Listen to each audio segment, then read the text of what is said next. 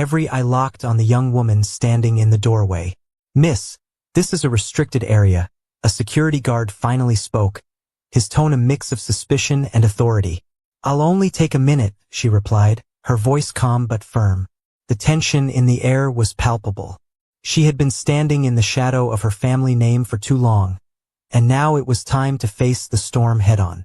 Just weeks ago, Alyssa Carter had been a name whispered in admiration at high society galas, the pampered heiress to one of the nation's most formidable business empires. But now she was just Alyssa, stripped of luxury, diving headfirst into the murky waters of deception and betrayal. Her once pristine world had cracked wide open the day she found a ledger buried in her late father's desk. A ledger that didn't add up. It wasn't just numbers that raised alarms. It was the pattern of transactions leading to accounts overseas, the shadowy trails of money disappearing into the void. Her father's untimely death had left Alyssa at the helm of Carter Enterprises. A gilded throne had become a battleground overnight, and the whispers in the boardroom had grown louder with every passing day. She knew she couldn't fight what she didn't understand, so she made the boldest decision of her life. She would infiltrate her own company. Gone were the designer suits and meticulous makeup. She transformed into Lila James, a fresh-faced hire with a shaky resume and a desperate smile. And when she stepped into the company as a lowly administrative assistant, the game began. Her new boss was Vincent Reed, a man whose charm barely concealed a sharp edge. "Let's see if you can survive a week," he'd said on her first day, his tone dripping with mockery. Alyssa, now Lila, had smiled back, knowing this was only the beginning. But survival wasn't her goal. Uncovering the truth was. And the deeper she dug, the more sinister the puzzle became. It wasn't just stolen funds. It was the employees who vanished after whistleblowing, the shell corporations siphoning millions, and the cryptic memos exchanged between Vincent and the head of HR, Miranda Cole. Alyssa's undercover work had given her access to secrets that left her breathless with fear and rage. Documents hinted at a hostile takeover orchestrated by board members she'd once trusted, backed by a rival conglomerate poised to gut Carter Enterprises from the inside out. The moment she realized the gravity of her discoveries, she knew she couldn't do it alone. Her unlikely ally came in the form of Clara, a no-nonsense office assistant with a sharp wit and an even sharper instinct for self-preservation. Clara's connections with lower-level employees became Alyssa's window into the soul of the company, a soul her father had built, but that others were now intent on destroying. But it wasn't just whispers in the corridors or data on servers that painted the picture. One fateful evening, while filing documents late into the night, Alyssa overheard Vincent and Miranda arguing in the conference room. "She's poking around where she doesn't belong," Vincent hissed. "And you think firing her will solve the problem? We don't need more loose ends." Miranda shot back. Alyssa froze, her heart pounding as the realization sank in. They were onto her. That night, Clara insisted Alyssa stay at her cramped apartment, far from the surveillance-laden penthouse Alyssa once called home. "This isn't a game anymore," Clara warned. "If they're willing to cross the line with others, they won't think twice about coming after you." The following days were a blur of calculated risks and desperate maneuvers. Alyssa and Clara worked tirelessly to gather enough evidence to expose the conspiracy. They hacked into secured servers, intercepted incriminating emails, and even planted a recording device in Vincent's office. But the climax came during a quarterly board meeting, where Alyssa, disguised as Lila, was tasked with organizing materials.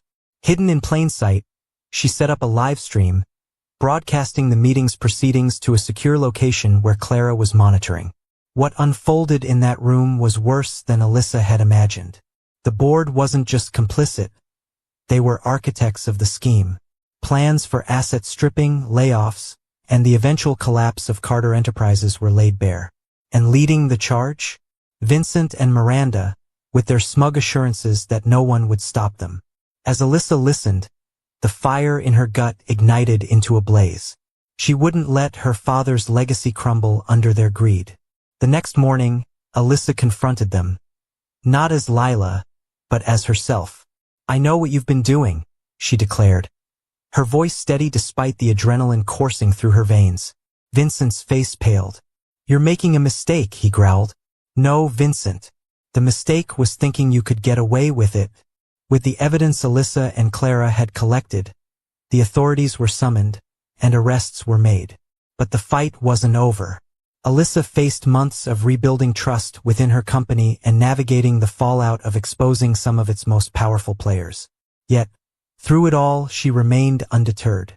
The heiress who once lived in the shadow of privilege had become a warrior in her own right, determined to reclaim her father's dream and build a legacy worth fighting for.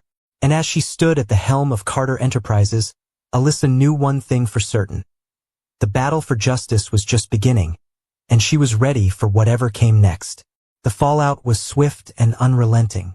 News of the scandal rocked the corporate world, sending shockwaves through media outlets and financial institutions alike. Alyssa's decision to blow the whistle on her own company was both lauded and criticized, but there was no denying one fact. She had shattered the facade of perfection that Carter Enterprises had maintained for decades. The following weeks were a grueling test of endurance. Lawyers, auditors, and investigators descended upon the company, combing through years of financial records and contracts. The scale of corruption uncovered was staggering. Employees who had been coerced into silence came forward, their stories painting a grim picture of exploitation and greed. Alyssa didn't flinch under the pressure. Every day, she stood before rooms filled with skeptical investors and frightened employees, vowing to restore the company's integrity.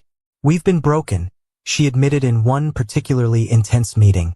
"But broken doesn't mean beyond repair. Together, we'll rebuild. Stronger, smarter, and more honest." Her words carried weight, but they weren't enough to silence all the doubters. Among them were those who questioned her motives, wondering if the heiress was merely seeking to salvage her own image. Alyssa knew that actions would speak louder than any speech she could give. With Clara's help, she launched an internal task force to root out any remaining corruption.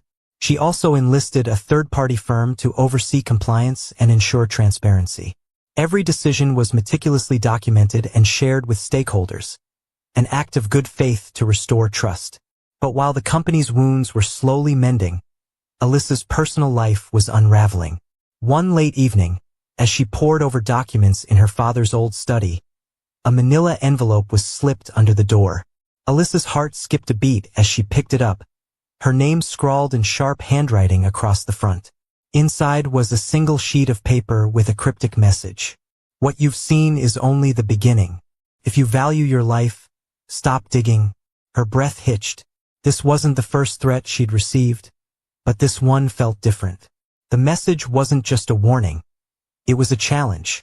"Who sent it?" Clara asked when Alyssa showed her the note. "Someone who knows I won't back down," Alyssa replied. Clara frowned. "This is serious. We need protection." Alyssa nodded. She'd already increased security around her home and office, but the note confirmed her worst fears.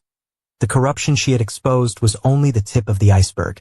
Somewhere out there were bigger players, people with resources and influence who wouldn't hesitate to eliminate her if she got too close to the truth.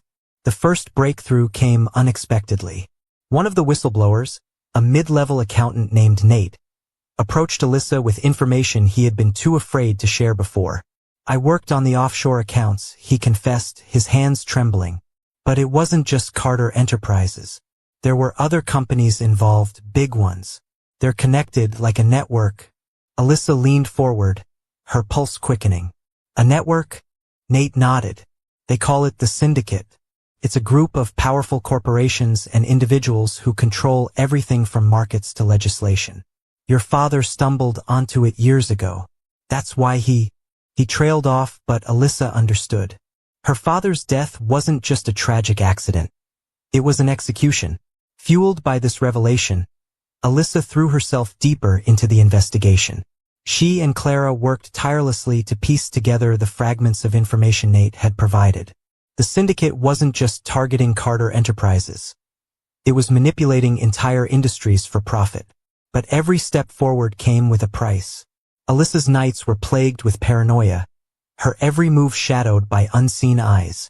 Her car was tampered with, forcing her to rely on hired drivers. A package delivered to her office turned out to contain a broken clock, Its hands stopped at 3:15, the exact time her father's car had gone off the road.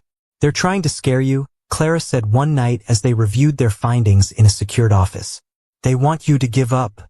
They're wasting their time," Alyssa replied, her jaw set with determination. "This isn't just about me anymore. It's about everyone they've hurt, and everyone they will hurt if we don't stop them." The final piece of the puzzle came from an unlikely ally, an ex-syndicate member who had grown disillusioned with their methods. Known only as Elias, he reached out through encrypted messages, offering to expose the syndicate's leadership in exchange for protection. Meeting Elias was a gamble, but Alyssa knew it was one she had to take. In a dimly lit warehouse on the outskirts of the city, she finally came face to face with the man who could bring it all down. "They'll kill me for this," Elias said, his voice trembling. "Then why are you doing it?" Alyssa asked. "Because your father believed in something bigger than himself," Elias replied. "He gave his life trying to stop them. If you have even a fraction of his courage, maybe, just maybe, you can finish what he started." Elias handed over a flash drive containing files that mapped out the syndicate's operations. Names, dates, transactions, it was all there. But as Alyssa and Clara pored over the data, they realized the true scale of the challenge ahead. The syndicate wasn't just powerful. It was embedded in the fabric of society. Taking it down would require not just evidence, but allies, strategy, and an unyielding will. "This is it," Alyssa said, staring at the screen. "This is the fight my father died for. And it's the fight we're going to win," Clara replied, her voice resolute. The syndicate had declared war, but Alyssa wasn't just defending her legacy anymore. She was fighting for justice, for truth, and for the countless lives that had been trampled under the weight of greed and corruption. The battle was far from over, but Alyssa Carter was ready to face it head-on. The revelation of the syndicate's reach was staggering. Alyssa and Clara knew they were facing an opponent with unlimited resources, shadowy connections, and a willingness to destroy anyone who stood in their way. But they also had something the syndicate didn't expect: the courage to fight back. With Elias's files in hand, Alyssa began assembling a team of allies she could trust. First was Clara, whose loyalty and ingenuity had been unshakable from the start. Then came Nate, the accountant who risked everything to come forward. Elias, though reluctant, agreed to stay on as an advisor, offering insights into the syndicate's inner workings. But Alyssa needed more. To dismantle the syndicate, she needed people with power, influence, and a platform to expose the truth. She turned to Emery Tate, a veteran journalist known for taking down corporate giants. "You're playing with fire," Emery said after Alyssa laid out her case in a private meeting. "I know," Alyssa replied, "but this fire is already burning everything my father built. I can't stand by and let it spread." Emery studied her for a long moment before nodding. "If you're willing to risk it all, so am I. But be prepared, this won't end cleanly." The plan was ambitious and dangerous. Expose the syndicate piece by piece, forcing its members into the light where they were most vulnerable. It would require timing, precision, and an iron will. The first target was Vincent Reed. Using the files Elias provided, Clara uncovered a series of meetings Vincent had with high-ranking syndicate members. One meeting, set to take place at a luxury hotel, presented the perfect opportunity to strike. Alyssa and Clara, disguised as hotel staff, infiltrated the venue with hidden cameras. From a service corridor, they watched as Vincent sat down with two men Elias identified as key syndicate operatives. "This merger will go through, no matter what obstacles she throws at us," Vincent said, his tone smug. "By the time Carter Enterprises collapses, she'll be nothing more than a cautionary tale." Alyssa's blood boiled, but Clara placed a steadying hand on her arm. "We'll take him down," she whispered. They captured everything on tape: the plans, the bribes, and Vincent's damning admission of sabotaging Carter Enterprises. The footage was delivered anonymously to Emery, who wasted no time releasing an explosive exposé. The fallout was immediate. Vincent was arrested, and the syndicate's influence began to crack. But the victory came at a cost. The syndicate retaliated with brutal efficiency. Alyssa's office was ransacked, her personal bank accounts frozen. Clara narrowly escaped a car accident that was no accident at all. And Elias, the syndicate's defector, went dark, leaving Alyssa to wonder if he had been silenced or turned against her. "They're trying to break us," Alyssa said one night, her voice trembling with exhaustion. "They're afraid of us," Clara countered. "That's why they're fighting so hard. We've shaken them, Alyssa. We just have to hold on." But holding on became harder with each passing day. The syndicate's connections reached into law enforcement, politics, and the media, spinning narratives that painted Alyssa as a desperate heiress seeking revenge for her father's death. Public support wavered, but Alyssa refused to back down. She doubled down on her efforts, rallying employees at Carter Enterprises and launching initiatives to rebuild the company's reputation. "This isn't just about taking them down," she told her team. "It's about proving that we can be better, that we will be better." The next breakthrough came from an unlikely source. Clara managed to decrypt a hidden file in Elias's data, a list of syndicate meeting locations and encrypted communications. The list included a high-level summit scheduled to take place in 2 weeks. "This is our chance," Alyssa said, her eyes alight with determination. "To do what?" Nate asked. "To bring them all down," she replied. The summit was to be held at a private estate under heavy security. Alyssa and her team devised a bold plan: infiltrate the event, plant surveillance equipment, and gather undeniable evidence of the syndicate's operations. The night of the summit was one of tension and danger. Alyssa, dressed as a server, moved through the estate with calculated precision, placing tiny cameras and microphones in key locations. Clara monitored everything from a nearby van, guiding Alyssa through the labyrinthine corridors. But the syndicate was nothing if not vigilant.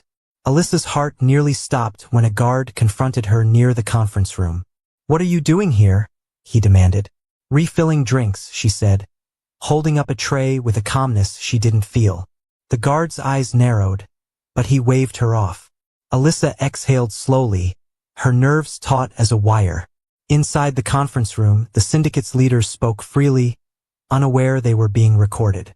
They discussed plans to manipulate markets, silence whistleblowers, and orchestrate political deals.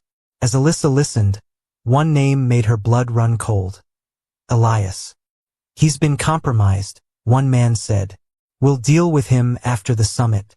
Alyssa's stomach churned. She had to warn him, but first she needed to finish the mission. Hours later, with the evidence secured, Alyssa slipped out of the estate and rejoined Clara. "We got it," she said, collapsing into the van. But the victory was bittersweet. Elias's life hung in the balance, and the syndicate would retaliate with everything they had. The following morning, Emery released the recordings. The exposé sent shockwaves through the nation, sparking investigations and arrests. But the syndicate's core remained elusive, their influence still strong. As Alyssa stood before the cameras, addressing the media, she knew the fight was far from over. But for the first time, she saw a glimmer of hope. The syndicate was no longer untouchable, and she was just getting started. The syndicate's retaliation came faster than Alyssa had anticipated. The day after the recordings were released, her personal security team intercepted a package delivered to her office. Inside was a simple card with the words, "You're in over your head. Stop or we'll stop you." Clara's face darkened when she saw it. "They're getting desperate." "They should be," Alyssa replied, her voice like steel. "The cracks are starting to show." But even as she said it, she knew the fight was far from over. The syndicate's power ran deeper than anything she'd ever imagined. It wasn't just about corporate greed anymore. It was about control over the very systems that govern society. The evidence from the summit had sparked nationwide outrage. Politicians and corporate leaders implicated in the recordings were scrambling to cover their tracks. Public opinion swung sharply in Alyssa's favor, with calls for sweeping reform growing louder by the day. But the syndicate wasn't going down without a fight. Elias's disappearance weighed heavily on Alyssa. He had been her most valuable insider, and without him, her team was left with unanswered questions about the syndicate's structure and leadership. "He knew the risks," Clara said one evening as they reviewed the fallout from the summit exposé. "But we need to focus on what we do have." "And what we have," Nate added, joining the conversation, is a list of names tied to off-the-books transactions. If we follow the money, we might find their next move. Alyssa nodded, her mind racing. The syndicate's strength was its secrecy, but every shadow had a source of light. They just had to find it. Over the next week, Alyssa and her team worked tirelessly to track the syndicate's financial operations. Clara's tech skills were invaluable, allowing them to access encrypted communications and hidden accounts. One name kept surfacing: Alexander Voss. Voss was a billionaire with a reputation for ruthless business tactics. Publicly, he owned a chain of luxury resorts, but the data suggested he was the syndicate's financial mastermind, controlling their vast network of shell companies and offshore accounts. If we take him down, Alyssa said, we cut off their funding. But getting to Voss wouldn't be easy. He was a ghost, moving between private estates and heavily guarded events. Alyssa knew they needed a way in, and the opportunity came in the form of an exclusive charity gala Voss was hosting in Monaco. The gala was a who's who of the global elite, exactly the kind of crowd where the syndicate felt untouchable. Alyssa and Clara hatched a plan to infiltrate the event, posing as wealthy philanthropists with a supposed interest in Voss's resorts. You're sure about this? Clara asked as they boarded the flight to Monaco. Alyssa nodded. If we want to expose them, we have to play their game. The opulence of the gala was staggering. Crystal chandeliers, champagne fountains, and a sea of designer gowns. Alyssa and Clara blended seamlessly, their carefully curated personas drawing just the right amount of attention. It didn't take long for Voss to notice Alyssa. You must be new to these circles, he said, approaching her with a glass of wine in hand. Not as new as I look, Alyssa replied smoothly, flashing a practiced smile. Voss chuckled, his sharp eyes assessing her. And what brings you here? Business, she said, leaning in slightly. I've heard you're the man to talk to when it comes to ambitious investments. Voss smirked, clearly intrigued. Ambition, I like that. Let's talk. Alyssa's heart pounded as she followed him to a private lounge. Clara, listening through an earpiece, whispered updates as she navigated the gala, planting surveillance devices and intercepting communications. Voss was charming, but Alyssa could sense the menace beneath his polished exterior. He spoke in vague terms about opportunities and partnerships, but she pushed just enough to keep him interested without raising suspicion. When he finally excused himself, Alyssa returned to Clara, who was waiting in the kitchen. Did we get anything? Alyssa asked, pulling off her heels. Clara grinned. Oh, we got plenty. Back in their hotel room, the team reviewed the data Clara had collected. Among the intercepted communications was a coded message outlining a meeting between Voss and several high-ranking syndicate members. It's happening in 3 days, Clara said, pointing to the details. A private yacht in international waters. Alyssa felt a surge of determination. This was their chance to catch the syndicate's leadership in one place, with nowhere to hide. But it was also a risk unlike any they'd taken before. The syndicate would be armed, prepared for betrayal, and ruthless in their response to any threat. We'll need a plan, Alyssa said. And this time, no room for error. 3 days later, Alyssa and her team found themselves aboard a borrowed speedboat, racing toward the syndicate's yacht under the cover of darkness. Clara had hacked the yacht's security system, creating a window for them to board unnoticed. Once on board, the plan was simple. Plant surveillance devices, gather evidence, and get out before anyone noticed. But nothing about the syndicate was ever simple. The yacht was a fortress, its corridors patrolled by armed guards. Alyssa's heart pounded as she moved through the shadows, her every step calculated and silent. In the main conference room, she caught a glimpse of Voss and the syndicate's leadership gathered around a table, discussing their next moves. Clara's voice crackled in her earpiece. We're live. Everything's being recorded. But just as Alyssa turned to leave, a hand grabbed her arm. Going somewhere? She spun around to face one of the guards, his expression cold and unforgiving. Clara, Alyssa whispered, we've been compromised. The guard's grip tightened, but before he could raise the alarm, Clara's voice came through again. Hold on. A second later, the yacht's lights flickered, then went out completely. In the chaos, Alyssa broke free and sprinted toward the speedboat. Clara was waiting for her, the engine already roaring. "Did you get it?" she shouted as Alyssa jumped aboard. "I got it," Alyssa replied, clutching the device containing the syndicate's most sensitive plans.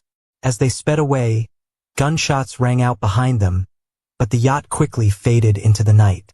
Back on land, Alyssa and her team reviewed the data. It was everything they needed: names, locations, and detailed records of the syndicate's operations. "This is it," Clara said, her voice heavy with exhaustion and triumph. Alyssa nodded, her expression hard. "Let's end this."